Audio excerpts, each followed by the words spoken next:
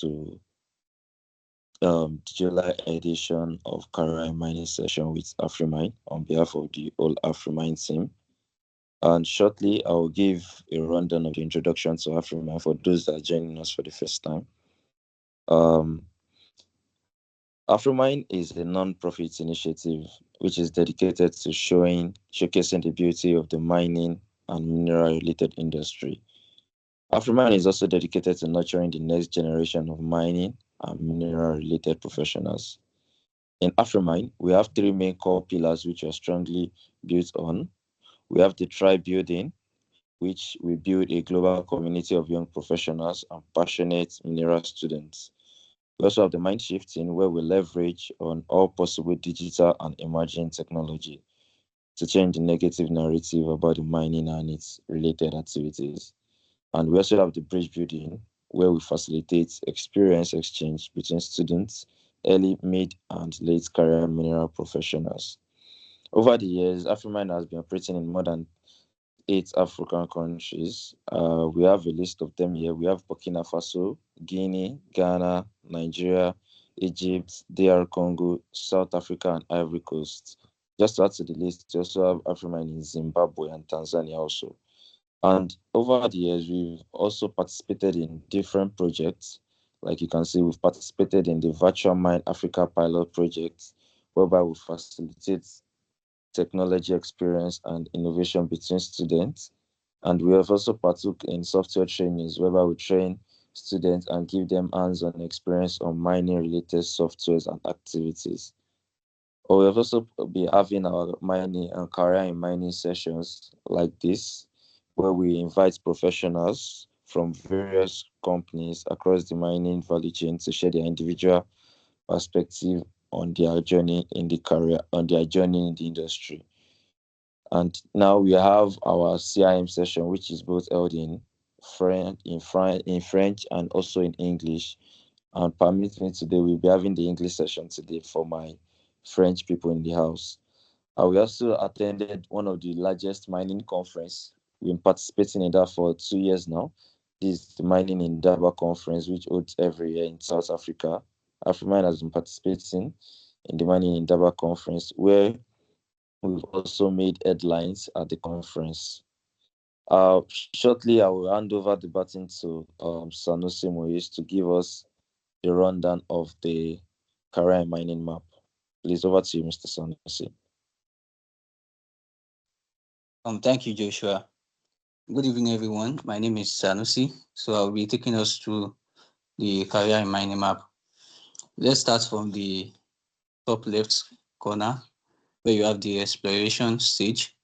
You have the exploration geoscientists, who are the people that identify where the mineral deposits might be.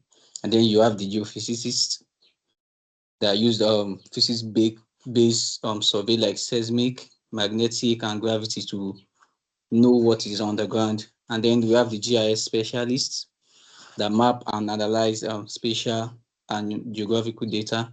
There's the hydrogeologists that study the groundwater condition that will affect the mine. We have surveyors, the driller that will operate, that will drill the core samples to confirm what is down there.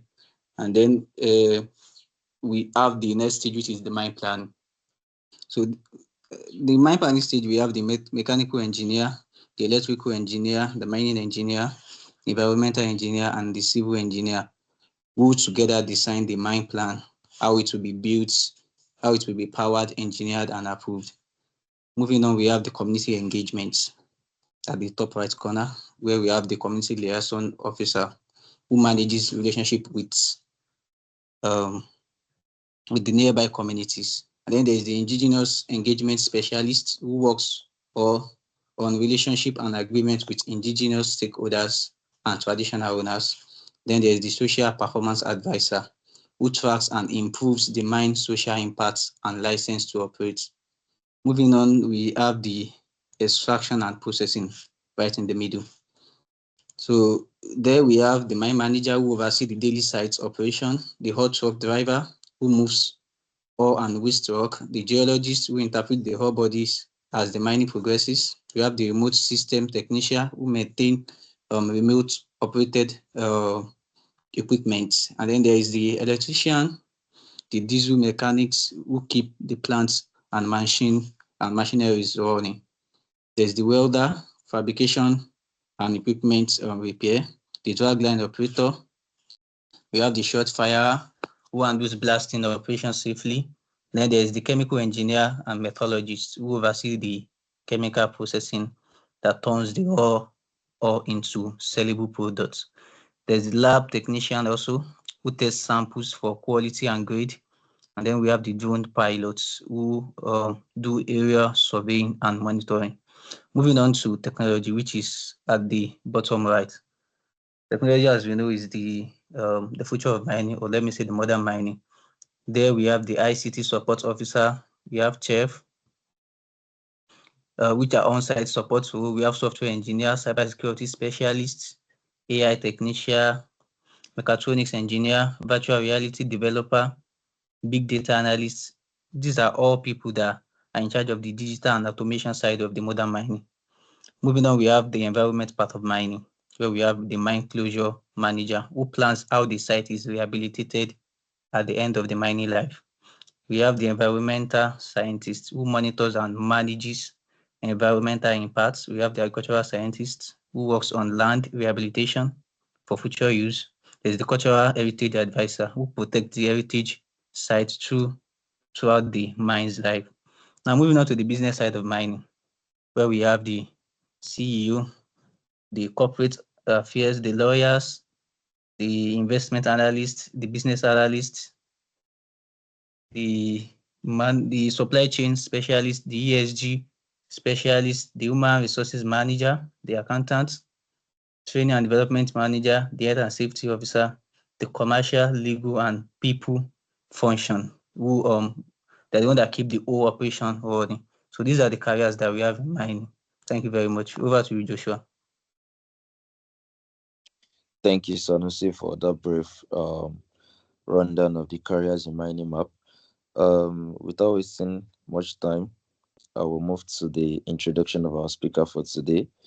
I'm just going to be reading a professional background rather, and I hope I don't murder the name. But Ndivayele is an award-winning mining engineer. Oh, sorry. I hope I don't murder the name. I'm Nigerian. I'm not South African. No problem. Ndeshihafela Ndivayele.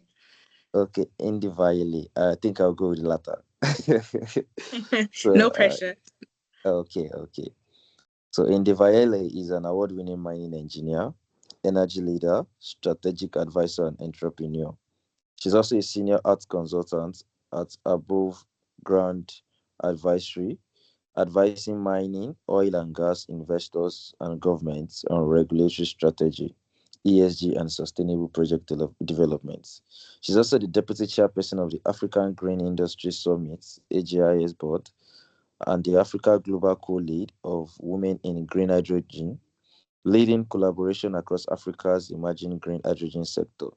She's also the founder of NABO Innovations, where they develop engineering and technology solutions for the mining, energy, and infrastructure sectors. She's also the founder and creative director of the House of Neural Renaissance, promoting African creative innovation and intellectual property. She's a graduate of the executive program in climate smart mining, which is in Columbia University and in University of Queensland and IFC.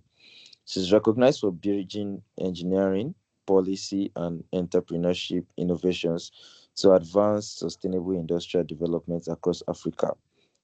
Recipients of multiple honors, including the Warm Up 100 Business Honorary 2025, African Leadership Rising Star Award 2024, and Awima Hall of Fame inductee 2024.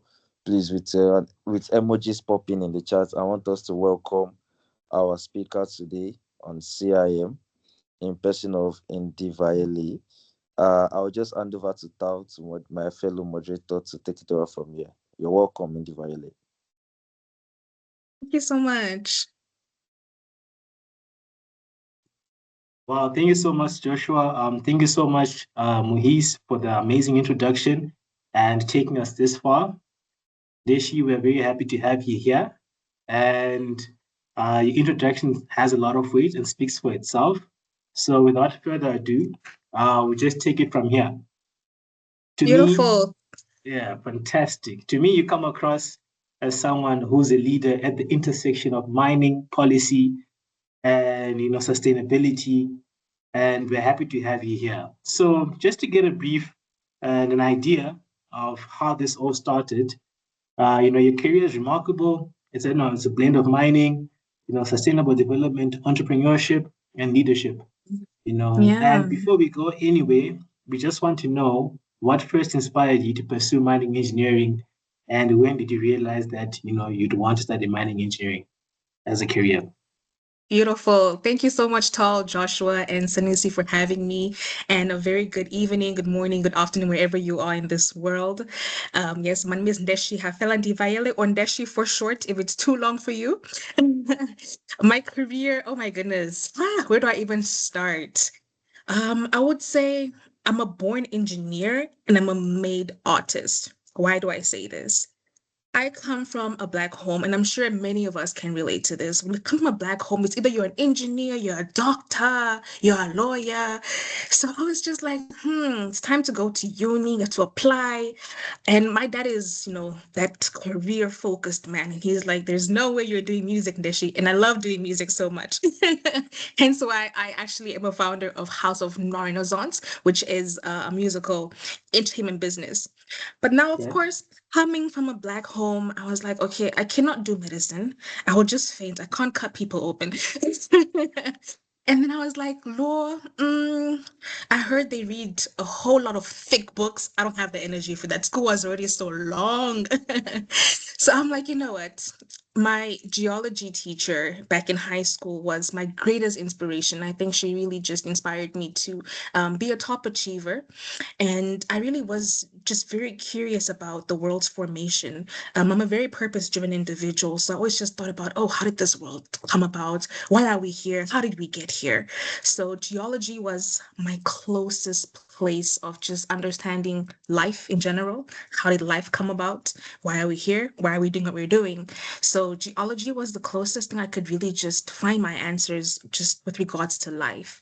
So I was excelling amazingly in geology. So I said the best way to really be a master or be someone of value in this world is to invest in my strengths. So I thought geology, okay, what really fits on this application for university, and mining engineering was the closest thing. So I was a really science-driven individual, still am a science individual, and I believe mining engineering was the closest thing to really just answering my questions, and really got the chance to dive into just the world's formation, how it came about, how the world was thousands or millions of years ago to where we are right now. So mining was definitely the place for me as an individual, just to answer my questions and really understand my purpose here and just know how this world came about. So definitely choosing that career just came from curiosity about life. So I got into mining engineering specifically because I couldn't do music. I really wanted to do music as my career. However, I was not in that position. My parents were like, "Oh, we are not funding that. You either pack your bags and you go." So I said, I'm gonna be homeless. No way. Let's go to university. Let's get that degree. Let's push. And then of course we can definitely fund this dream in my heart after of course having gone into the industry. And funny enough, there was a breaking point. I was just like, engineering will humble you. You can come in there as a top achiever, but hey, when you get your first 40% in your exam, you're like, wait a minute, what's going on? So at one point, I did feel like giving up and just, pursuing the arts. But then one thing that really stuck with me was my aunt, who is a geologist by profession. She said, Nesha, you could do both. And when you walk into these boardrooms, you will be an engineer, you'll be a creative, and a business owner. And I said, triple threat? I like the sound of that. The price even goes higher. So I said, okay, I like this. At least there's someone in my circle who really understands my dreams, my visions. And I'm sure there are a whole lot of people in the room because I realized that a lot of engineers are also very creative people. Some do music, some write music, some do dance, etc. So I walked into that path and just realized that I could do both. And I was like, you know what? Let me focus on the book so I can get money to actually fund my dreams. Let's do that. And also just understand the corporate side of things to really be able to scale the creative side. Because of course, in Africa, we also have an issue of, being an artist. People think you can't get paid because you are an artist, but that's because we don't have the actual understanding of building corporate systems to actually scale our artistic gifts. So engineering was definitely the biggest fuel to funding my heart's desires. So I come back again and say I'm a built engineer and I am what's this? A creative at heart. So of course my aunt was the biggest driver for me to just keep pushing both the engineering career and then of course also the creative side. So it came from just understanding or having that curiosity of life and then of course having the right pillars in my life to push me to continuously go as the going got harder. In the nutshell, of course, Tal. That's me. Fantastic. Thank you so much, Ndeshi. Talit, are you here with me? Yeah, I'm here with you, Tal. All right, man. Please take the next one. Okay, that's perfect. And thank you, everyone. I'm Talia Hafos by name. That was a nice intro. I mean, Ndeshi. I really gained a lot there. Thank you. Okay, today I believe your work spans through engineering, sustainability, policy, entrepreneurship, and innovation. Um, was this evolution intentional, or did opportunities naturally guide you in these directions? It's a very good question, Tal. I think it's both, I would say it's both. For example, when I started Nabo Innovations, I was back in university still, and it was so hard to get internship. And I'm sure many of us can relate to this. Like getting an internship to graduate was just hectic. Either you have the connections or you go knocking on every door, some are saying yes, some are saying no, come back later, we can't pay you, do it for free. It's a long story. So I said, you know what? The first time I went underground, before I get to that final the final idea is that I went underground for the first time. I was dry as I am right now. After about 45 minutes, it's as if I jumped into a pool of water and I was like, what is this? I was sweating. I was looking around me. Some of the workers are working in their boxes. I said, hey, is this the industry I'm about to get into? And then even like some people's eyes were a bit, yellowish, greenish. And I'm just like, wait a minute, we come into these spaces looking so healthy and our health diminishes. And I could barely breathe in there. So I was like, oh no, this can't be it. So instead of complaining, I was just, having that mindset of let me be the change I want to see. If I'm really going to stay in this industry and I'm seeing the issues around me, I'll have to fix it. And I truly believe engineers are built to actually solve problems. So this would actually be my final year project is to innovate a high-tech ventilation system in order to create a better space for the mining industry. So I started Nabo Innovations, and then I couldn't get an internship. So I said, okay, fine. If no one's gonna hire me, I'm gonna hire myself. I'm gonna hire myself, and we'll see where this goes. Funny enough, I think 2 years down the line, a number of engineers saw my vision because I put myself in these specific spaces. Because this high-tech ventilation system, I was thinking for it to be renewably powered.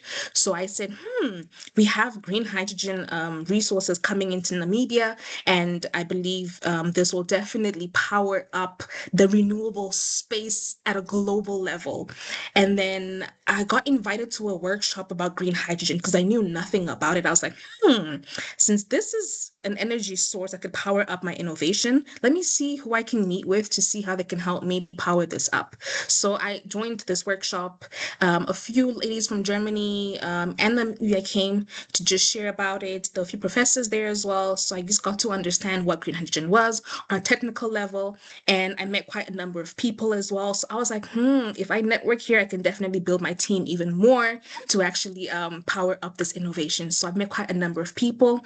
And then I said, okay, what value can I also add in order to really ensure I keep these connections? Because it's one thing to just go into the room, get a business card, and then that's basically it. So I believe it's really important to also just nurture these relationships, because these relationships can, create opportunities, not today per se, but in the future.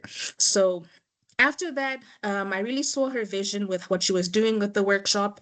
And then funny enough, she was like, Neshi, I love your energy. Let's work together. I'm like, let's go. And then she actually appointed me as the Africa Global co-lead of the global organization Culminating Green Hydrogen. And then I was like, you know what? Since we're doing on a local level, I believe we can definitely scale this to a continental level. So I actually launched the African chapter using my appointee, of course, within the organization at the Global African Hydrogen Summit here in Namibia. And then from there, we're able to partner up with the event hosts, which was DMG Events, which is a global UK-based event planning company. And then from there, things just went skyrocketing. The third first lady of Namibia came to our event. We had a number of professors. Like everyone just saw the vision and they were just buying into it because we were building consistently as well. And I think I just put myself in the right space at the right time. And I was like, wow, okay, this is really happening. So I would say it was intentional, but at the same time, I never knew it would grow this fast at this pace.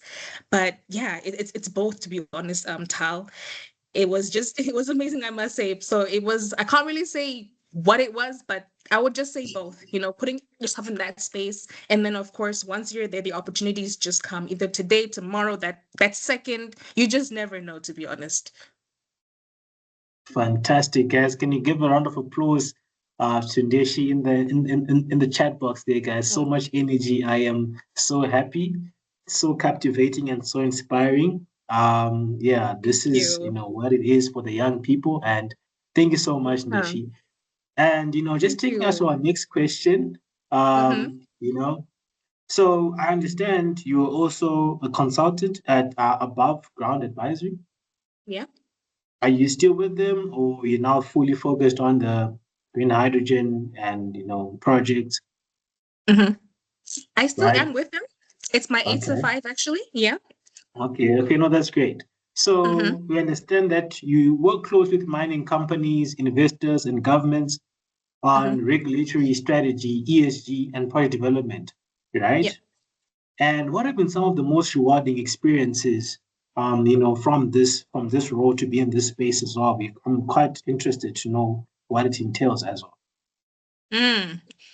I'll definitely say, since I'm the first consultant here in Namibia, because Above Ground Advisory is actually based in Tanzania. So my MD at Above Ground Advisory, which is AGA in short, she actually expanded to Namibia. And I would say what has been rewarding working with AGA is just building the networks within the mining industry. I would say, since I'm also an entrepreneur, I think it also helps you to leverage your BD as well as a business owner. So definitely building my BD, building my network as well, because I got the chance to travel around the African continent. We've expanded to Zambia and Malawi just in a span of I think 6 months or so. So I was really able to expand my understanding of the mining industry and the policies, not only within my own country, but also just with bordering countries like Zambia.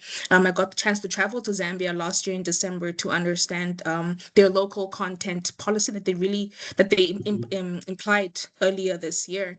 So I got to understand that and just really also see how we can also better our local content draft here in Namibia, since we don't have one yet. So of course, Zambians are right now, they're actually taking ownership of their of their mining industry and ensuring that the locals are actually benefiting from the industry. And of course, there's also empowerment for the Zambian community within the mining industry.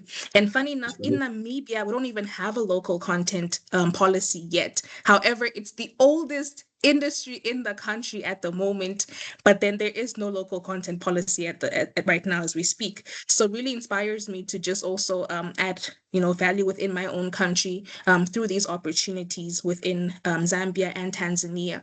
So the chance to, of course, explore and expand my horizon through travel as a senior consultant has definitely been very rewarding. I got the chance to really see what other African countries are doing and just benchmark with my own country and, of course, with business as well to ensure that we are adding value across the sub-Saharan African continent. Fantastic. Thank you so much for that answer, Ndeshi. Happy. That's quite interesting, Ndeshi.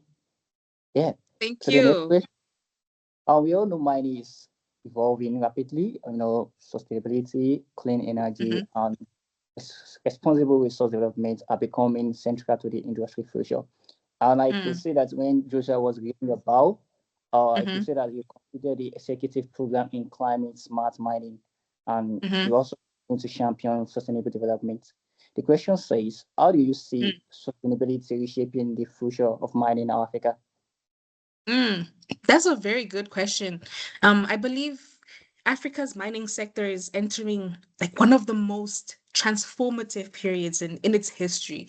And for decades, many African countries have been, exporting raw minerals and importing finished products. I'm sure we've all been speaking or singing this song for the longest time.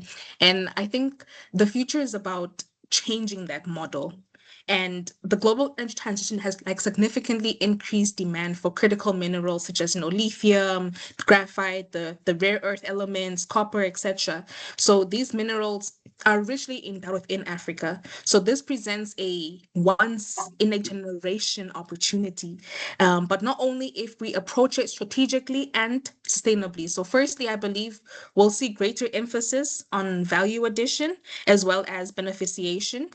So instead of just, exporting these raw materials alone, African countries are increasingly asking how can they process, refine, manufacture more locally. So that means creating more jobs and not just regular jobs, at least high value jobs, and also developing technical skills and retaining this greater economic value within our economies.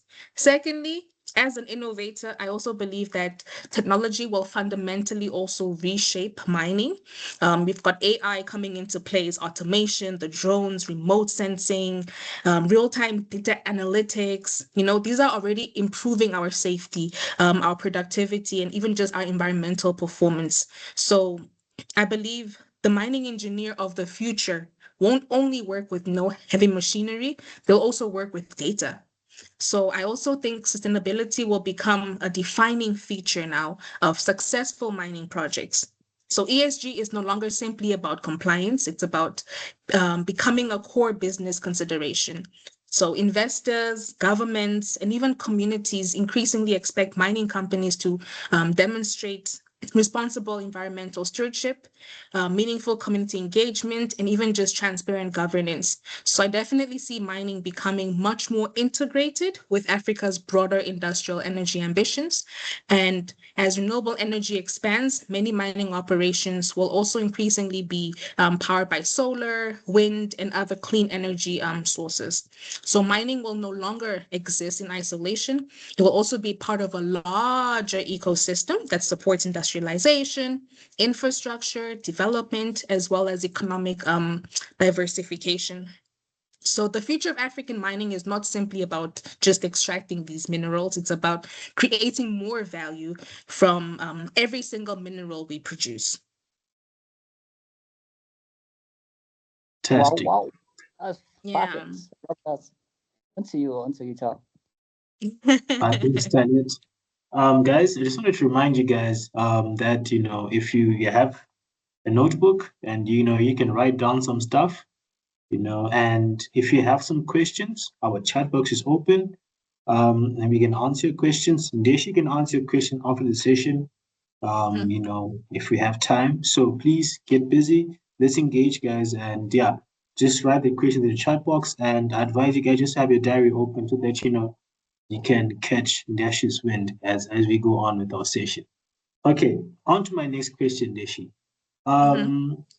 It's kind of taking me back a little bit, but I'm just keen to know, as an Africa Global co-lead of Women in Green Hydrogen, you've been at the forefront of one of the continent's emerging industries, and I just want to get it straight, and also for the students, why they should pay attention to green hydrogen, and how it's gonna be important for them. Okay, so basically, before I jump into that, Tal, I'll explain what Women in Green Hydrogen actually is. So first of all, this is a global organization. We have chapters in Africa, Europe, South Asia, and North and Southern America. So this is actually an organization working to ensure women are actively participating in and also just shaping this rapidly growing green hydrogen economy. So now, why does green hydrogen matter? So green hydrogen has a potential to become one of Africa's next major industries.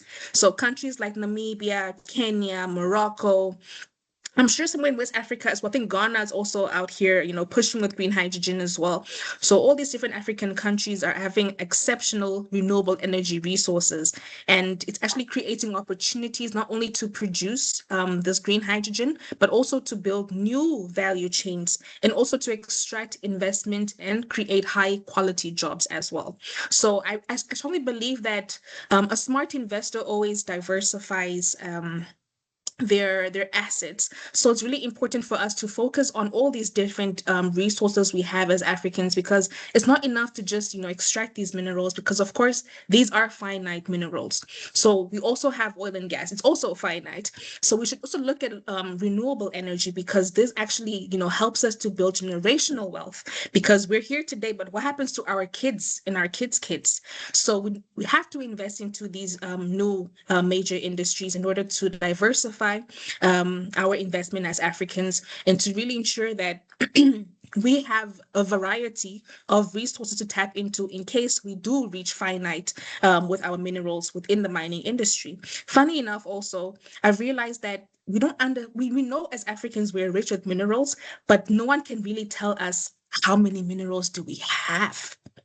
We don't have that kind of data. So we're sitting at a really high risk if we're not, investing into the green hydrogen space, or even into the oil and gas spaces in Namibia and many other industries, agriculture, tourism, etc. So I think it's really important for us to tap into green hydrogen as well, since we definitely have the young population to really drive and manage and develop this industry.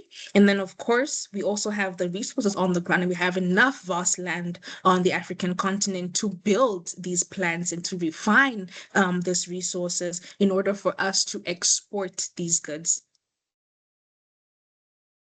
Thank you, Ndeshi. Over to you, Tanit. Thank you so much, Ndeshi. Thank you. One thing I've really appreciated for everything you've shared so far is that we have consistently emphasized that mining industry is evolving, and succeeding it requires more than just technical knowledge. So this brings me to something I believe many of our young professionals and students are thinking about. The next question is, what skills do you believe young engineers and mining professionals should begin developing today if they want to contribute meaningfully to the future of mining and the energy transition? I would definitely say technical skills get us hired, right? Get you the job. But I strongly believe that management, development, as well as communication is what can get you promoted once you have that job. And then, of course, as a business leader or as an innovator, I also think leadership skills helps you to get people to follow you, because of course you can't build on your own. We're not islands. We need each other to actually build, to develop. So I definitely think developing your leadership skills gets people to follow you. And then, of course, if you want to stay in these rooms, if you want to stay in these boardrooms, definitely develop your integrity skills as well. that keeps you there. And then, of course, continuously being curious, being a lifelong learner also helps you to grow, because it's not enough to just have that 4-year degree. Tomorrow a new technology can come in, and then you have to learn this new skill as well. So definitely having that curiosity can help you grow and keep you within these specific rooms. And I always tell a lot of students that it's not enough to just chase job titles. Sorry, Everything says Ndeshi. mute, Hey maybe. guys, please mute your. Sorry, guys. All right, thank you. Thank you. Yeah, my advice to students is that it's not enough to just chase job titles. In fact, I would even say don't chase job titles. I would rather say chase problems that are worth solving. And if you become someone who consistently solves difficult problems, you will find, or these opportunities will find you. So definitely technical skills, they get you hired. Management, communication and development gets you promoted. Leadership gets people to follow you. Integrity keeps you there. And then, of course, curiosity just helps you to grow and to scale even further. That's my take. Oh, I think that's a powerful reminder that the future of mining will be built by professionals who are not just capable engineers, but thoughtful leaders and lifelong learners. That's amazing. On to you, Tal. Thank you. Thanks, Deshi. Thanks, Talia. Yeah, and thank you so much for not only bringing the skills like the technical, the management, the leadership, but integrity. Because I think on the African continent, that is one problem we have as well. Yes. Yeah. So thank you so much for that. And taking you further, beyond engineering, I mean, you've spoken about your businesses earlier on, right? And I just want to explore that aspect a little bit, and I just want you to talk about, this is a platform. I want you to talk about Nabo Innovations and House of Noah Renaissance. These are two different ventures operating in two different fields. And we just want to understand what I mean. Just speak more about them and what inspired you. I mean, you'd given us a little bit of feedback on that earlier on, but now just to go all in on it. Yeah. Yeah. Beautiful. All right. So Nabo Innovations is my first baby. I gave birth to that first baby 4 years ago, and it is a mining and technology company. It's based in Namibia, and we have branches in Namibia, Botswana, and Mozambique. So initially, we're actually innovating hardware and software for the mining industry, and we're starting with the high-tech ventilation system that I spoke about earlier. We definitely want to add value into the underground mines, and also here in Namibia and Botswana, we've seen that a lot of mines are going underground now. We're going deeper, and of course, this high-tech ventilation system is there to increase productivity for men as well as equipment, because of course some equipment must have some kind of temperature for it to function well and to just stay under great maintenance. So that's what we're doing at our innovations. So a lot of geeky things happening there. We're coding in-house, and we're building, of course, hardware as well as the softwares for these mining industries, using, of course, AI, automation, and of course real-time data, and a lot of IoT within that space. So that's my mining side. And then there's the Ndeshihafela side, which is the House of Noah Renaissance. So again, I am a made engineer, but I'm a born creative. So this is where like my real dream is, being funded through my engineering career. Thank goodness for that. If there are any creatives in the house, just know it's possible. You can definitely, go with the engineering path, and then of course pivot and then also fund the two or have the two coexist. So House of Noah Renaissance is a cultural production house where we are creating infrastructure to actually create music, film, and fashion within the African continent. And then, of course, we're also helping these artists or creative professionals to own their intellectual property, as well as scale economically within their creative fields. So we are creating music, we are of course having live performances, we have artists coming to film different documentaries, or even just their stories, music videos, etc. So that is the creative side of House of Noir Renaissance. And we also just recently received funding from the Ministry of Education, Innovation, Arts and Culture here in Namibia in order to build the creative and cultural economic sector here in Namibia. So if you are an entrepreneur out there, there definitely is ways to find funding. There is ways to partner up with different entities in order to build the Africa we want to see. Thank you so much, Ndeshi.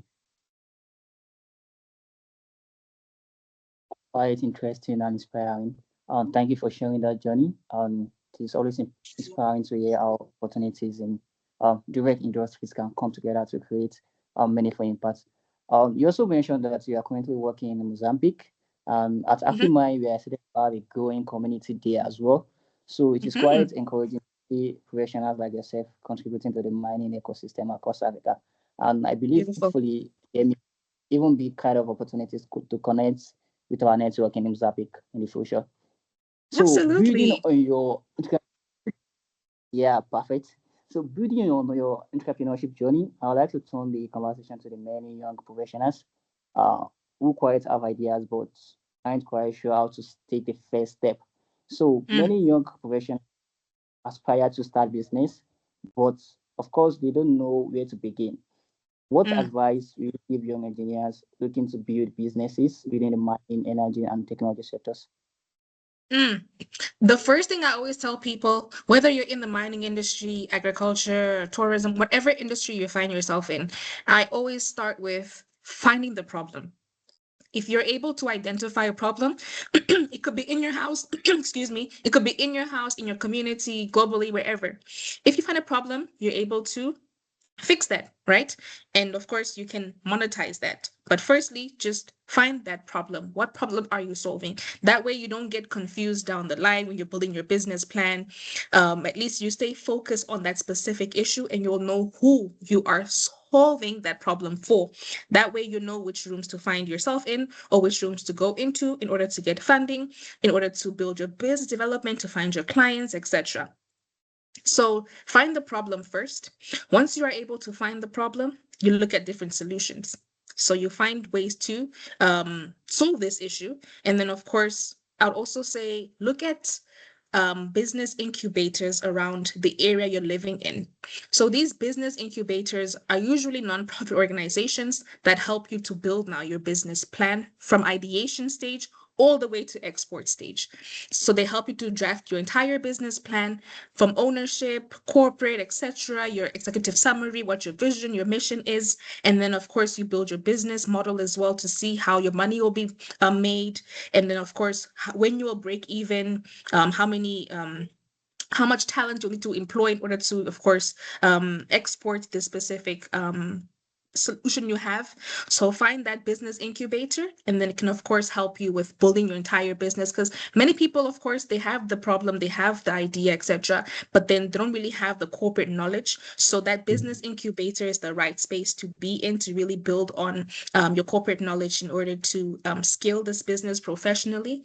So once you have done that, of course, register your business, copyright your ideas, because many people are like, I'm scared I might have my idea stolen, etc. when you're pitching, because of course you have to pitch in order to get funding for your business, for it to grow. So of course, copyright your work. And then, of course, register your business as well for you to function within the regulations of the specific country you're operating in. So definitely, I would say start there. Once you're able to go through those procedures, I believe the sky is not the limit. It's just the view from there. But once you, of course, go through all the compliance, solving the problem, and of course, understanding what the problem is, then the sky is definitely not the limit. It's just the view for sure. Wow. I hope you are all listening. I mean, especially our young engineers and professionals. Let's take all these into heart. Some of the most impactful business actually begin with simple observation and willingness to solve a problem that others quite overlook. Absolutely. Thanks, Tanya. Thanks, Deshi. And guys, Ndeshi is quite young, so she's just like us, and we can learn so much from her. And I also have to say that in the past, Ndeshi has actually received quite a lot of awards and recognition in the industry, and your contributions have earned recognition. You've been inducted into the AWIMA Hall of Fame and the Action Leadership Rising Star Award. And I just want to get a sense, of understanding of how these awards make you feel as a person. Is it and then and the recognition, of course. How does it make you feel? Honestly, it's fuel to the fire because it's not easy to innovate. Hey, like there are days where you're just dead broke, Tal. You're just like, huh, how do I fund this? How do I pay this? I can't even, get cash to go to this event. So there are those days too, when you're just like down and under. So those challenges do come about, and of course, it looks like roses and gardens when you're, getting the awards. But then, of course, there is the hard times where you have to face. So these awards are like fuel to the fire. It's like, oh, okay, people are listening to you, and they are recognizing the work you're putting in, the hours, the late nights, the rejections, the more no's, the few yeses. So it is fuel to the fire, definitely. It's an amazing feeling, I must say, because the going does get hard here and there. And one thing I have learned is that excellence does get noticed, when you're forever adding 110% every single day, or even that 50% every single day, it does get noticed. Consistency is key. And you just have to go, just keep going. So I must say, receiving this has been amazing. I must say, I've been able to also just build relationships through these awards, and these relationships create even more opportunities as well. I got funding to go to UCT to study leadership in extractives and African development, just through the networks within the awards organization. So it was really, really, really amazing, I must say.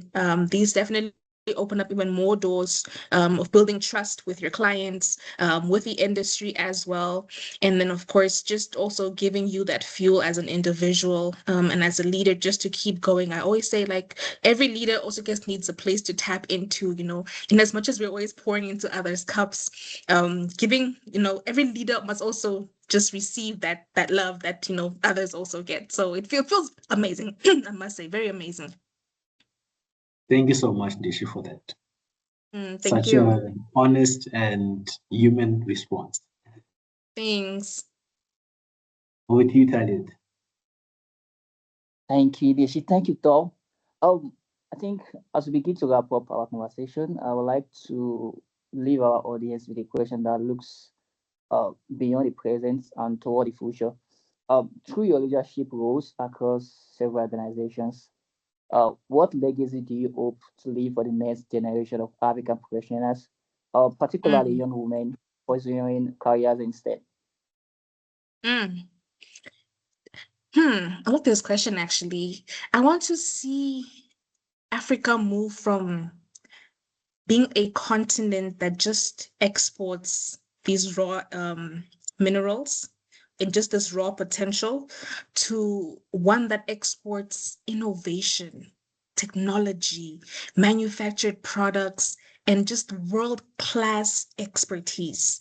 And I strongly believe mining can be the catalyst for that transformation, but only if we invest as much in our people as we do our natural resources. And then for the women, I hear it a lot like, oh, women in mining, ABC, this, that, that. I strongly believe that mining rewards great talent, irrespective of your gender, whether you're a woman, whether you're a man. First, just focus on being that individual who actually wants to add value intentionally, and you'll definitely see the fruits of it. I think we're done, speaking about women in mining, women in whatever. Yes, we have to empower the girl child, the boy child, but I think the focus should definitely be on the value as an individual and not specifically on the gender. I think our generation is now here to push. I believe we're all like in the same age bracket. We're here now to push that individual value as Africans, and not just focus on different genders, A, B, C, and D. Of course, we come with our different purposes and our different niches, but I think what will really help us grow exponentially as a continent is if we really focus on value as individuals, because the industries we're in, the industries we're leading and we're working within, they only value your work, your talent, irrespective of where you come from or your gender, etc. If you're able to really bring that value, it keeps you in the room after all. Yeah, that's my take, I must say.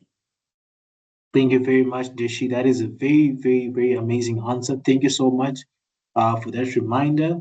And that is actually motivating, because basically you've just entailed that, look, guys, the barriers have been broken. Now it's just time for people to get recognized for whatever they're doing. And I really appreciate that, because sometimes it's beyond gender. It's about the race and all of that. But that answer reinforces everything. And thank you so much for that. Oh, thank you as well, so. Just to get into the next part, as we just like Talia had said, wrapping it up, we just, want the other people in the meeting room to know that Ndeshi is actually human. We've spoken extensively about your career, leadership, and, entrepreneurship journey. So now this is our chance to get to know you outside of this space, with so many responsibilities across, the business, the engineering, the consulting. What are some hobbies that you actually like to do, or interests that help you recharge and reconnect with yourself? Yes, definitely dancing. I love to dance. Love dancing, love to travel. And what else? I love to cook as well. Most definitely. I'm very African for that. Dance, cook, 110%. That's me in a nutshell, I must say. Over to you, Taliat. Oh, that's quite interesting and nice. Maybe one day I get to taste your food. Yes. You are welcome. So, yeah, cool. To the next question, what continues to motivate and inspire you to keep pushing boundaries and creating impact across so many different spaces? I like that. I always had this thought in my head, Taliet, that I don't want to be the person in my sick bed when I'm 70 years old saying, I wish I could have, would have, should have done this.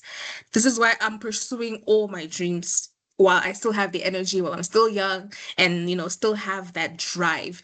So I always tell myself, you know what, Ndeshi, do what you love. If you're able to change someone's life today, do it now. And don't wait for tomorrow, because tomorrow is not promised. So that's definitely what pushes me. Tomorrow is not promised. So let us go out there and be great. If you need to express yourself, whether you are going to stammer, say it. If you need to change some policies in your workspace, say it that moment. Even if you're shaking, speak. I've had moments where I was the youngest person in the boardroom. I was an intern, and there were some things I never liked. And of course, it's not easy to just express yourself, but I it pushes me to be the change I want to see. So I would just say tomorrow's not promised. That's just how I live. And I don't want to be in my sick bed saying I could have, would have, should have. So I will pursue the gifts that I have within me, and of course add value intentionally where I possibly can. So definitely just that's what drives me, Taliet, I must say. There is no formula to it, but that's definitely what drives me to be where I'm at right now. Fantastic, Deshi. Thank you so much for that. And as we come to a close, I know we've said this 2 times already, but we're still closing. All right. What final advice do you have to offer for African engineers and professionals who aspire to build meaningful careers and impact as well? I think I would leave it with one of the sayings I said during my award ceremony back in Ghana for the Rising Star Award. I always encouraged the people around me that leadership isn't about being in front. It's about creating conditions where others can also succeed.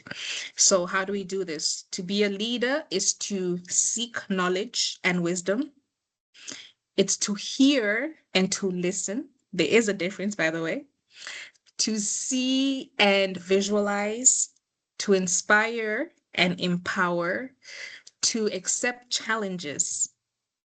And it's also to use every crisis as an opportunity to innovate and add intentional emphasis on intentional value alongside positive impact, whether it's in your home, in a community, and even just globally.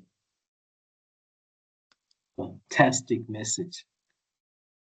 Thank you so much for that, Ndeshi. Over to you, Talia, for the last question from us.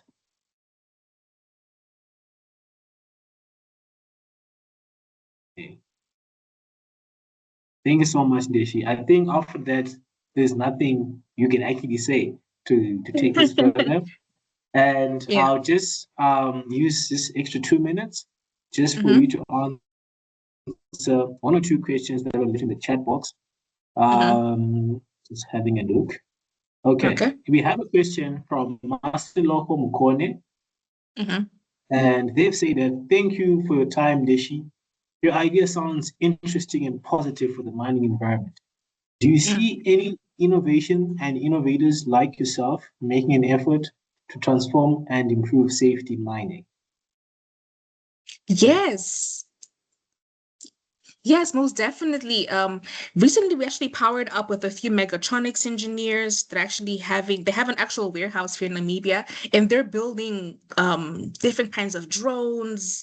They're even building airplanes as well. Like it's crazy. So there's so much talent on the African continent, guys.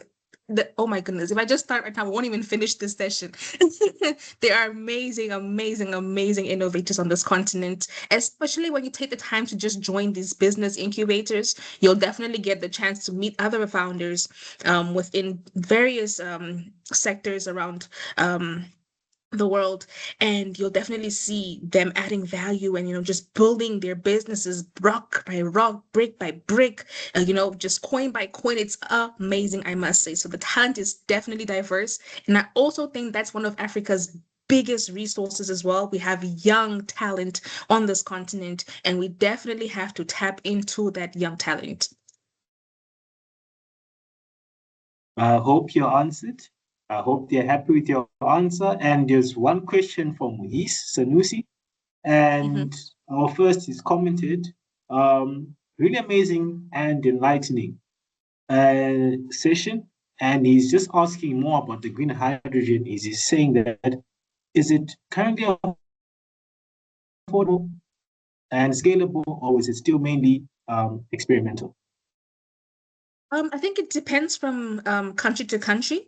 Here in Namibia, they are still working on building the plans to see how they're able to scale continentally. So there have been a few successful projects here in Namibia. And one project called the High Iron Project here in Namibia actually received 4.5 billion Namibian dollars just last week to actually push their business even further. So I definitely believe it's definitely scalable for investors to put their money there. Then that really tells you that, okay, we are about to reach break even with this project. So in Namibia, I can definitely speak for us. Definitely, there are projects. South Africa as well has a number of projects as well. I'm just not too sure which specific projects are being built there, but then they also have quite a huge investment fund coming for them as well. Morocco and Kenya as well. So we can definitely chat offline to see which projects you might be interested in. And then we can just, of course, dive into that even more. So they definitely are successful projects here in Namibia and across the continent, just to answer your question. Thank you so much for that, Ndeshi. And we have Nomvula Mahlangu from the AfriMine team. This is not a question, it's a comment. So she said that this is one of the best CIM conversations I've ever had. Fresh perspective dealing with current issues as a young professional. Nice. And there is a mention from Chanel from Minehive. She's requested that she would like to feature you in the Minehive Member of the Month. How can she connect with you? And Letiwe Kubeka is also asking for how you can receive the invitation or how they can get a hold of you so that you can continue to share insights with them as well. Beautiful. We can definitely connect on LinkedIn. I think I'll just share my link in the chat box, just for you all to Great. connect with me. And if you have any more questions, you can of course take it there as well. So I will share my LinkedIn link. Ndeshihafela Ndivayele. You can just search that up as well. Yeah, I will share it in the chat box and we can take it from there for sure. And thank you so much once again. Really appreciate you. And also to the AfriMine team for making this possible. Thank you so much, Ndeshi. And from my side, we're done. From my side, we're done with the interview session, Ndeshi. I'll just hand it over to Nice. Joshua to do Okay. the closing up and the invitation for new members. And then it's a wrap. Once more, thank you so much, Ndeshi, for your time. You have a lot on your hands, and for you just to sacrifice one of your Sunday evenings from dancing and the cooking, really appreciate that.